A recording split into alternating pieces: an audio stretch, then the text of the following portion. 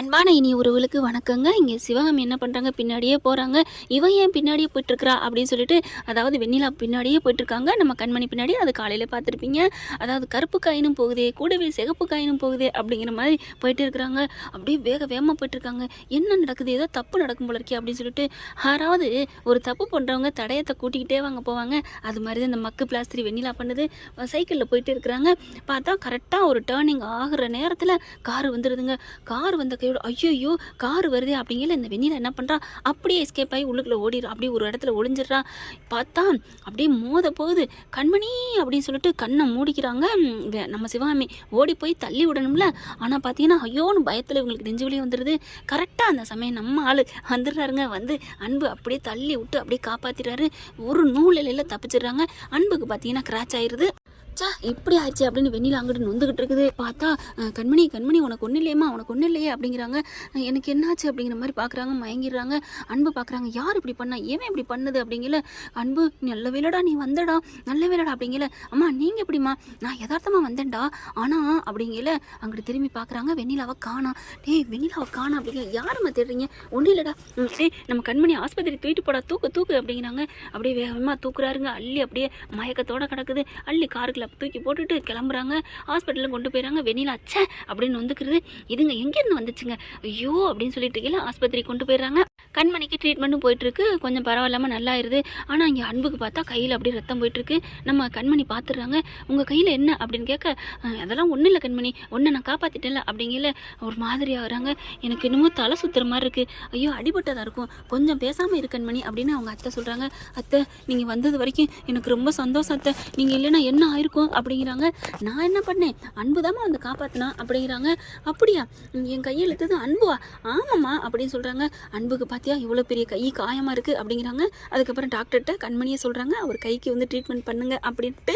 அடுத்து ட்ரீட்மெண்ட் பண்ணிகிட்டு இருக்காங்க. கண்மணி ஒரு மாதிரியாக இருக்குது. அதுக்கப்புறம் நான் கிளம்பலாமா அப்படிங்கிறாங்க. டாக்டர் இருங்கம்மா, அந்த குளுக்கோஸ் ஏறி முடியட்டும் அப்படிங்கிறாங்க. அப்புறம் அவங்க யார், உன் மாமியாலும் புருஷனுமா அப்படின்னு கேட்குறாங்க. அப்படியே பேசாமல் இருக்குது கண்மணி. அவங்க வெளியில் வந்து உட்காந்து என்னென்ன மாத்திரை மருந்து வாங்குறத கேட்டுக்கிட்டு இருக்காங்களா. அப்போ தான் பார்க்குறாங்க. ஏன் அப்படி கேட்குறீங்க அப்படின்னு கண்மணி கேட்க, அப்பா நீ முடியாமல் கிடந்த, ஆனால் அவங்க முள்ளு மேலே இருந்தாங்கம்மா, துடின்னு துடிச்சிட்டாங்கம்மா, நான் கூட உன் அம்மான்னு நினச்சிட்டேன். கடைசியாக பார்த்தா என் மருமகளை காப்பாற்று முருகா, உனக்கு நடந்து பாத யாத்திரை வர்றேன், அங்கே வர்றேன் இங்கே வரேன்னு அம்மனுக்கு வேண்டிக்கிட்டாங்க, தீச்சட்டி ஏத்துறன்னு வேண்டிக்கிட்டாங்க. என்னம்மா இந்தளவுக்கு வேண்டிட்டாங்க, நான் மருமகன்னு சொல்லிடுதாம்மா எனக்கே தெரிஞ்சிச்சு. உண்மையிலே நீ கொடுத்து வச்ச மருமகம்மா, உனக்கு மாமியா எப்படி இருக்குது அப்படிங்கல. அப்படியே பார்க்குறாங்க. என்னம்மா சொல்லு, அவர் உன் புருஷன் தானே அப்படிங்கல. ஆமாம் அப்படிங்கிறாங்க. அவர் அதுக்கு மேலே ஒரு படி மேலே போயிட்டு, என் பொண்டாட்டிக்கு நல்லாகணும், அவருக்கு ரத்தம் போயிடுச்சா, என் ரத்தத்தை எடுத்துக்கோங்க அப்படி இப்படின்னு துடிச்சிட்டாரு. அவர் அதுக்கு மேலே திருப்பதிக்கே நடந்து வரேன்னு வேண்டுறாரு. அம்மாடியோ, இந்த மாதிரி ஒரு புருஷன், இந்த மாதிரி மாமியா, எனக்கெல்லாம் நான் ரொம்ப குளிர்ச்சரத்தில் கடந்தாலும் கூட என்ன ஆனாலும் சரி, இந்த ஆனால் தன்னை மாத்திரை போட்டுக்க அப்படிங்கிற மாதிரி தான் போவாங்க. ஆனால் பரவாயில்லம்மா, உன் புருஷன் சூப்பர் அப்படிங்கிறாங்க. அப்படியே கண்மணி ஒரு மாதிரியா பார்க்க, என்ன ஒரு மாதிரியா பார்க்குற அப்படின்னு சொல்ல, இல்லை டாக்டர் நீங்களே டாக்டர், அவங்க ஏன் உங்கள் வீட்டுக்காரரு ஆனால் தானே. ஐயோ உனக்கு ஒரு உதாரணத்துக்கு சொன்னேம்மா, நீ உடனே பிடிச்சிக்கோ, நான் டாக்டர் தொழில் பண்ணுறதுனால இந்த உதாரணத்தை சொன்னேன். வேற ஆளுங்கன்னா என்ன தான் தவிச்சாலும் அப்படியே ரோட்டில் கடன் விட்டுட்டு போயிடுவாங்க அப்படின்னு சொல்லுவாங்க கார் ஓட்டுறவங்க. அந்த மாதிரி நான் சொல்ல வந்தேம்மா. ஓ அப்படி சொன்னீங்களா அப்படின்னு கண்மணி சொல்ல, நீ சரியான குசும்பா இருப்ப போல இருக்கே அப்படிங்கிறாங்க டாக்டர். ஆனாலும் சூப்பர்மா, உன் அம்மாவும் உன் மாமியாலும் உன் புருஷனும் ஏம்மா எதுவும் சண்டையா அப்படின்னு சொல்ல, சண்டையா ஏன் அவங்க சொன்னாங்களா, சொல்லலை, ஆனால் ஏண்டா நீ இருக்கிறத பார்த்தா ஏற்றுக்குவாளா, கோவிப்பாளே நீ தள்ளியே நில்லுக்க அப்படின்னே உங்கள் அத்தை சொன்னாங்களே அதான் அப்படிங்கிறாங்க. அதெல்லாம் ஒன்றும் இல்லை அப்படிங்கிறாங்க. அதுக்கப்புறம் சரி இரு, நான் போய் அவங்ககிட்ட டீட்டெயில் பேசிட்டு வந்துடுறேன் அப்படின்ட்டு போகிறாங்க. அப்புறம் டாக்டர் ரூமில் போயிட்டு அவங்க பேசிக்கிட்டு இருக்கிறாங்களா. இந்த கண்மணியை பின்னாடி எந்திரிச்சு போகுதுங்க.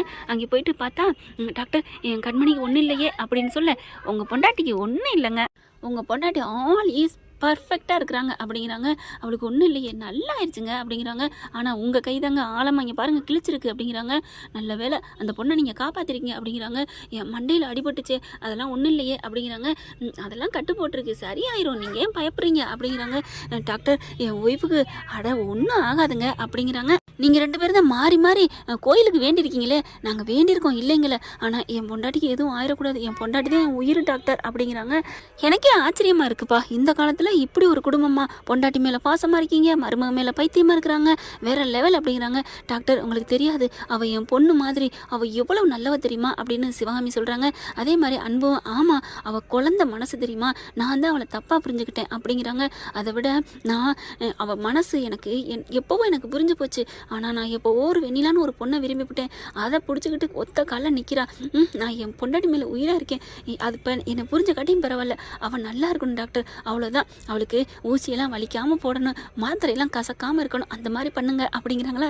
ஊசியெல்லாம் இனிமேல் போட மாட்டோம், மாத்திரை மட்டும் கொடுத்துருக்குறோம், மாத்திரை கசக்கத்தான் செய்யும். என்ன சார் அப்படிங்கிறாங்க.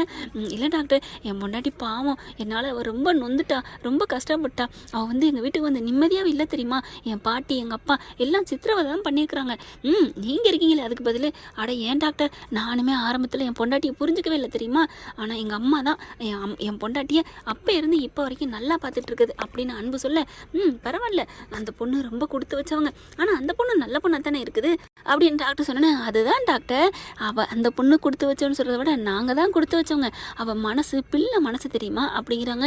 அவளை நான் ஒரு வாட்டி வெண்ணிலா விரும்பினதே அந்த குழந்தையெல்லாம் காப்பாற்றினா, அதை வச்சு தான் நான் விரும்பினேன் தெரியுமா அப்படின்னோடனே கண்மணிக்கு அதிர்ச்சி ஆகுது. என்னது, குழந்தைய காப்பாற்றினது நான் தானே, இவர் என்ன வெண்ணிலா நினச்சிட்டு இருக்காரு, அப்போ வெண்ணிலாவை தான் நான் தான், என்னையே தான் அவர் வெண்ணிலா நினச்சி லவ் பண்ணியிருக்காரா, அப்போ இவன் வந்து பொய்யா நடிச்சிருக்காளா அப்படின்னு சொல்லல. நான் அந்த இடத்த பார்த்தோன்னே கரெக்டாக வெண்ணிலா வந்து நின்னா, நான் அப்போ தான் அவள் தான் காப்பாற்றினான்னு நினச்சி அவளை விரும்ப ஆரம்பித்தேன், மற்றபடி வேறு எதுவும் இல்லை அப்படின்னு சொல்லிட்டு இருக்காங்க. ஆனாலும் என் பொண்டாட்டி என்கிட்ட வந்து சேரணும், அதுக்காக நான் எத்தனை கோயில் வேணாலும் நான் விரதம் இருப்பேன் அப்படிங்கிறாங்க. அப்படியே கண்மணிக்கு தூக்கி வாரி போடுது. அப்படியே வெளியில் வராங்களா, அப்படியே பார்த்தோன்னே அன்பை போய் டக்குன்னு கட்டிக்கிறாங்க. கண்மணி என்னாச்சு என்னாச்சு அப்படின்னு சொல்லல.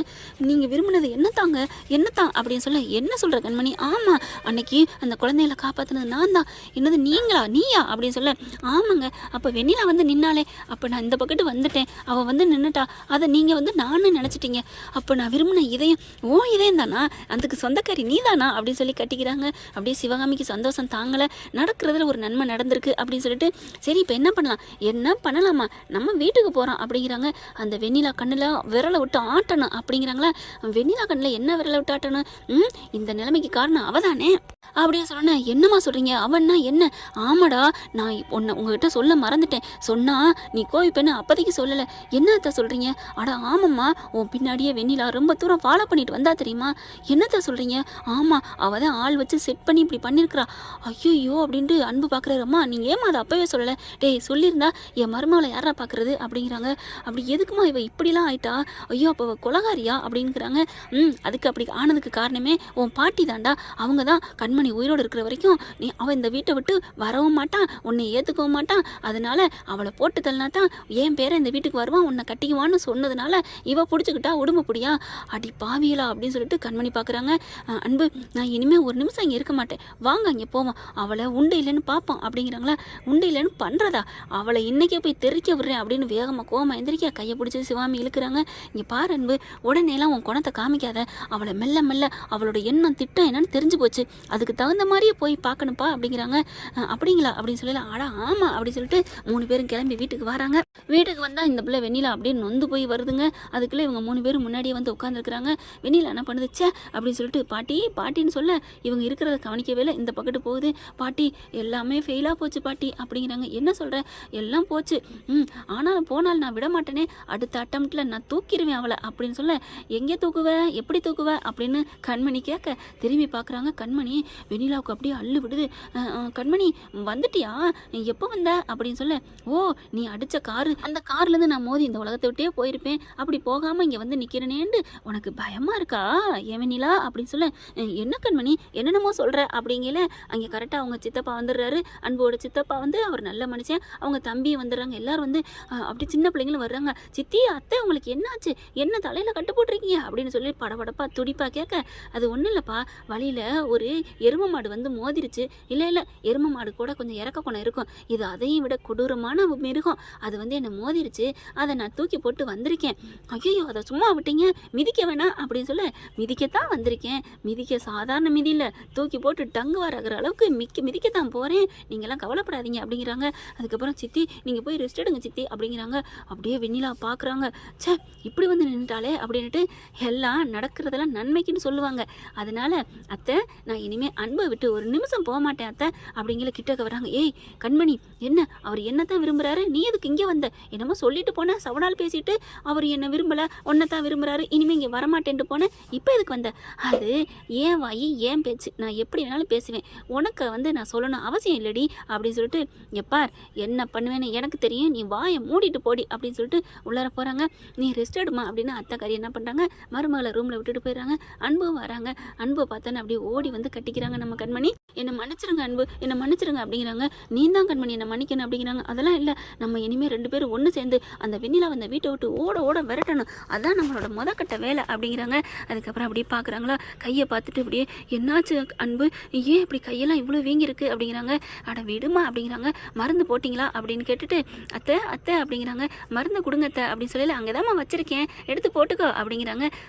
எங்கள் அம்மா நாசுக்கான ஆள், நம்ம 2 பேரும் தனிமையாக இருக்கணும், எந்த டிஸ்டர்பன்ஸும் இருக்கக்கூடாதுன்னு அம்மா வரல பார்த்தியா அப்படிங்கிறாங்க. ஆமாம் உண்மையிலே எனக்கு மாதிரி ஒரு அத்தை இந்த உலகத்தில் யாருக்கும் கிடைக்காது அப்படின்னு சொல்லிட்டு, கண்மணி இப்போ என் மேலே உனக்கு கோவம் இல்லையே, வருத்தம் இல்லையே, காதல் இல்லையே, அது இருக்குது அப்படிங்கிறாங்க. அப்படியே ரொம்ப சந்தோஷம் தாண்டம் ஆடுது. அப்படியே இறுக்கிய கட்டி பிடிச்சி கிசை கொடுத்துட்றாருங்க.